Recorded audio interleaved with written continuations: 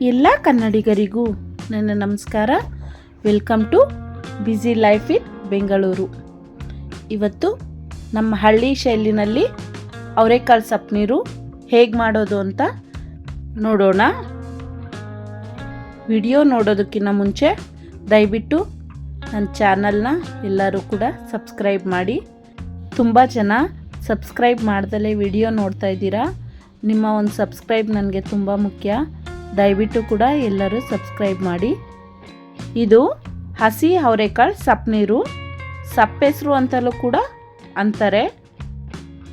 ಮೊದಲನೇದಾಗಿ ಬಿಡಿಸಿಟ್ಕೊಂಡಿರುವಂಥ ಅವರೆಕಾಳನ್ನ ಒಂದು ಪಾತ್ರೆಗೆ ಹಾಕ್ಕೋಬೇಕು. ಹಾಕ್ಕೊಂಡು ನಮ್ಗೆ ಎಷ್ಟು ಬೇಕೋ ಅಷ್ಟು ನೀರು ಹಾಕ್ಕೋಬೇಕು.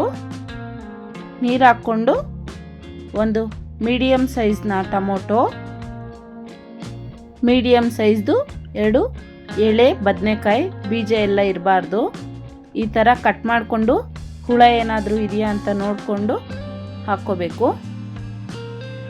ನಂತರ ಇದಕ್ಕೇ ನಮ್ಮ ರುಚಿಗೆ ಅನುಗುಣವಾಗಿ ಎಷ್ಟು ಬೇಕೋ ಅಷ್ಟು ಉಪ್ಪನ್ನು ಸೇರಿಸ್ಕೊಂಡು ಕುಕ್ಕರ್ ವಿಸಲ್ನ ಕ್ಲೋಸ್ ಮಾಡಿ 3ರಿಂದ 4 ವಿಸಲ್ಲು ಬೇಯಿಸ್ಕೋಬೇಕು. ಈ ಸಪ್ಪನೀರು ಬರೀ ಅವರೆಕಾಳು ಅಂತ ಏನಿಲ್ಲ, ಅಳಸಂದೆ ಕಾಳು, ತೊಗರಿ ಕಾಳು, ಹೆಸರು ಕಾಳು, ಯಾವ ಕಾಳಲ್ಲಿ ಬೇಕಾದರೂ ಮಾಡ್ಕೋಬೋದು. ಹಸಿ ಅವರೆಕಾಳು ಆಗಿರೋದ್ರಿಂದ ನಾನು ಹಸಿ ಹುಣಸೆಹಣ್ಣನ್ನ ಬಳಸ್ತಾ ಇದ್ದೀನಿ. ಈ ಥರ ಬಿಸಿ ನೀರಲ್ಲಿ ಬೇಯಿಸ್ಕೊಬಿಟ್ಟು ರಸ ತಗೊಳ್ತೀನಿ. ನಂತರ ಒಂದು ಬಾಣಲಿ ಇಟ್ಕೊಂಡು ಒಂದು ಅರ್ಧ ಸ್ಪೂನಷ್ಟು ಎಣ್ಣೆ ಹಾಕ್ಬಿಟ್ಟು ಹಸಿಮೆಣಸಿನ್ಕಾಯಿನ ಹುರ್ಕೊಳ್ತಾ ಇದ್ದೀನಿ. ಬಿಸಿ ನೀರಿಗೆ ಹುಣಸೆಹಣ್ಣನ್ನ ಕುದಿಸಿಟ್ಟಿದ್ವಲ್ಲ, ಈ ರೀತಿ ಕಿವುಚಿ ರಸ ತಗೊಳ್ತಾ ಇದ್ದೀನಿ. ಹಸಿ ಹುಣಸೆಕಾಯಿ ಇಲ್ಲ ಅಂದರೆ ನಾರ್ಮಲಾಗಿ ನಾವು ಯೂಸ್ ಮಾಡ್ತೀವಲ್ಲ ಹುಣಸೆ ಹಣ್ಣು, ಅದನ್ನೇ ಬಳಸ್ಕೋಬೋದು. ನನ್ನ ಹತ್ರ ಇತ್ತು, ಹಂಗಾಗಿ ಇದನ್ನೇ ಬಳಸ್ತಾ ಇದ್ದೀನಿ. ಇದು ನೀಟಾಗಿ ಶೋಧಿಸ್ಕೋಬೇಕು. ಆ ಸಿಪ್ಪೆ ಎಲ್ಲ ಹಾಗೇ ಇರುತ್ತೆ, ಅದನ್ನು ಶೋಧಿಸ್ಕೊಂಡು ಸಪ್ರೇಟ್ ಇಟ್ಕೊಂಡು ಯಾವ ಪಾತ್ರೆಯಲ್ಲಿ ನಾವು ಸಪ್ಪನೀರು ಕಲಿಸ್ಕೊತೀವಿ ಅದಕ್ಕೆ ಅದನ್ನು ಹಾಕ್ಕೊಬಿಟ್ಟು ಒಂದು ಗೆಡ್ಡೆಯಷ್ಟು ಬೆಳ್ಳುಳ್ಳಿನ ತೊಗೊಂಡಿದ್ದೀನಿ. ಅದು ಹಾಗೆ ಸಪ್ಪನೀರಲ್ಲಿ ಕಿವುಚಕ್ಕೆ ಹೋದರೆ ಅದು ಸರಿಯಾಗಿ ಕಿವುಚಕ್ಕಾಗಲ್ಲ, ಗಟ್ಟಿ ಇರುತ್ತಲ್ವ. ಹಾಗಾಗಿ ಸ್ವಲ್ಪ ಈ ಥರ ಜಜ್ಕೊತಾ ಇದ್ದೀನಿ. ಅದ್ರ ಜೊತೆಗೇ ಕೊತ್ತಂಬರಿ ಸೊಪ್ಪು ಕೂಡ ಜಜ್ಕೊತಾ ಇದ್ದೀನಿ. ಅದೆರಡು ಸ್ವಲ್ಪ ಜಜ್ಕೊಂಡು ನಂತರ ಸಪ್ಪನೀರಲ್ಲಿ ಕಲಸಿದ್ರೆ ನೀಟಾಗಿ ಮ್ಯಾಶ್ ಆಗುತ್ತೆ. ಅಷ್ಟರಲ್ಲಿ ಕುಕ್ಕರ್ ವಿಸಲ್ ಬಂದಿದೆ, ನೋಡಿ ಯಾವ ರೀತಿ ಬೆಂದಿದೆ ಅಂತ.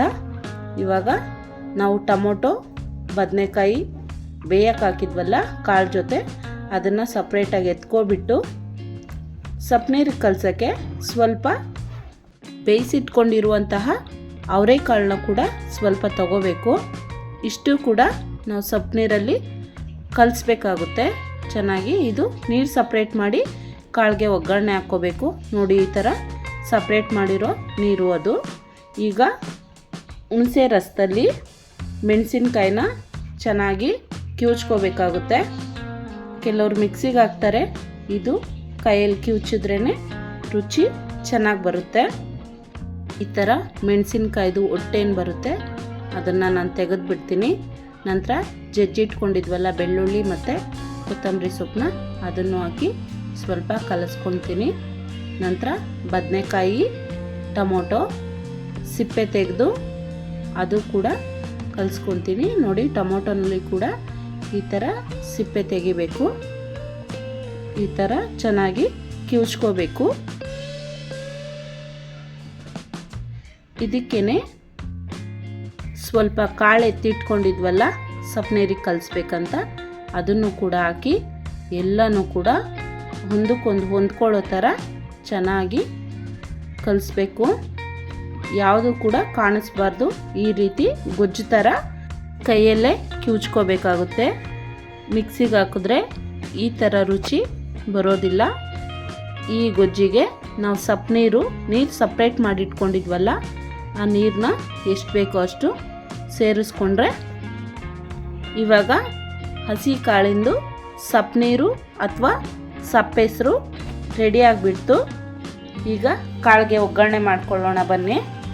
ಒಂದು ಬಾಣಲಿ ಇಟ್ಕೊಂಡು ಒಂದು 2 ಸ್ಪೂನಷ್ಟು ಆಯಿಲ್ ಹಾಕ್ಕೊಬಿಟ್ಟು ಸಾಸಿವೆ ಹಾಕಿ, ಸಾಸಿವೆ ಚಿಟಪಟ ಅಂದ ತಕ್ಷಣ ಒಣಮೆಣಸಿನ್ಕಾಯಿ 1-2 ಕರಿಬೇವು ಹಾಕಿಬಿಟ್ಟು ಫ್ರೈ ಮಾಡಿ, ಹೆಚ್ಚಿಟ್ಕೊಂಡಿರೋ ಈರುಳ್ಳಿನ ಹಾಕಿ ಫ್ರೈ ಮಾಡಿ. ತುಂಬ ಸಣ್ಣ ಏನು ಹಚ್ಚೋದು ಬೇಡ, ಈರುಳ್ಳಿ ಸ್ವಲ್ಪ ಮೀಡಿಯಮ್ ಸೈಜಲ್ಲಿ ಹಾಕಿದ್ರೇ, ಅವರೆಕಾಳು ಸೈಜಲ್ಲಿ ಬಂದ್ರೇ ಈರುಳ್ಳಿ ತಿನ್ನೋಕ್ಕೆ ಬಾಯಿಗೆ ಸಿಗ್ತಾ ಇರುತ್ತೆ, ಚೆನ್ನಾಗಿರುತ್ತೆ. ಈರುಳ್ಳಿ ಎಲ್ಲ ಬೆಂದಾದಮೇಲೆ ತುರಿದಿಟ್ಕೊಂಡಿರುವಂತಹ ಹಸಿ ತೆಂಗಿನಕಾಯಿ, ಕೊತ್ತಂಬರಿ ಸೊಪ್ಪು, ಎತ್ತಿಟ್ಕೊಂಡಿರೋ ಕಾಳು 3 ಸೇರಿಸಿ ಚೆನ್ನಾಗಿ ಮಿಕ್ಸ್ ಮಾಡಿದ್ರೆ ನಮ್ಮದು ಅವರೆಕಾಳು ಪಲ್ಯ ಕೂಡ ರೆಡಿಯಾಗಿಬಿಡುತ್ತೆ. ಅವರೆಕಾಳು ಪಲ್ಯ ಮತ್ತು ಸಪ್ಪನೀರು ಮುದ್ದೆ ಜೊತೆ ತುಂಬ ಅದ್ಭುತವಾಗಿ ಹೊಂದ್ಕೊಂಡು ಹೋಗುತ್ತೆ. ಈ ವಿಡಿಯೋ ಇಷ್ಟ ಆಗಿದರೆ ಎಲ್ಲರೂ ಕೂಡ ಸಬ್ಸ್ಕ್ರೈಬ್ ಮಾಡಿ, ಲೈಕ್ ಮಾಡಿ, ಶೇರ್ ಮಾಡಿ, ಕಮೆಂಟ್ ಮಾಡಿ. ಇಷ್ಟೊತ್ತು ಈ ವಿಡಿಯೋ ನೋಡಿರೋ ಎಲ್ಲರಿಗೂ ಕೂಡ ಧನ್ಯವಾದಗಳು.